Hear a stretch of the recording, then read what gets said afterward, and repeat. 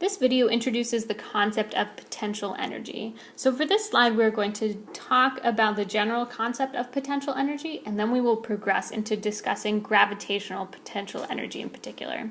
So first, let's talk about potential energy by discussing kinetic energy. It is possible to move an object and give it a negligible amount of kinetic energy, and to do this, you would just simply move the object very slowly. When you slowly lift up a mass, the agent, which would be you in this case, exerts an upward force on the object that is close to the opposing force, which in this case is the weight force. So essentially, the agent does some work positioning the object. Now you may be asking yourself, can we get this work that we put into positioning the object back? And the answer is yes. To get the work done on the mass back, we simply just let the mass fall back down to the ground again. This potential for the object to do work can also be thought of as a stored potential energy. So it's important to note that the forces must be conservative in order to have potential energy.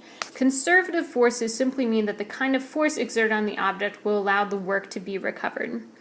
So there are three kind of conservative forces that we will discuss.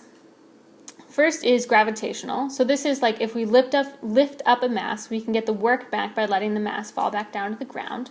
There's electric potential energy, which is like if we push two positive charges together, we can get that energy or work back by letting the charges repel. And lastly, we have elastic potential energy.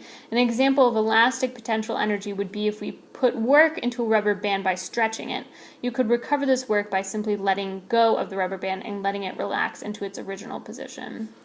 So in short, potential energy is simply an energy due to an object's position, and potential energy is also equal to the work some agent must do to slowly put the system into that particular position. So let's look at gravitational potential energy a little bit more. Gravitational potential energy is the energy an object has because of the height above the ground. So really quickly, let's say that we have a box and you exert an upward force on it. So it slowly raises the box to a specific height above the ground. The work that the agent did to raise this box is equal to the force exerted multiplied by the displacement. And since this box was slowly moved, we can say that the force the agent exerts on the box is almost equal to the weight pointing down, right? So the force then is going to equal to mass times gravity, and that undergoes a displacement of the height, which is h. So now we have our equation for gravitational potential energy. Let's do an example dealing with this new equation. So what is the potential energy of a 60-kilogram diver standing on a platform 10 meters above the water?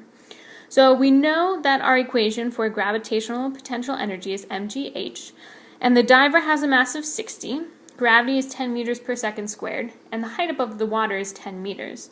So when we plug all this into our equation, we find that the potential energy of the diver is 6,000 joules.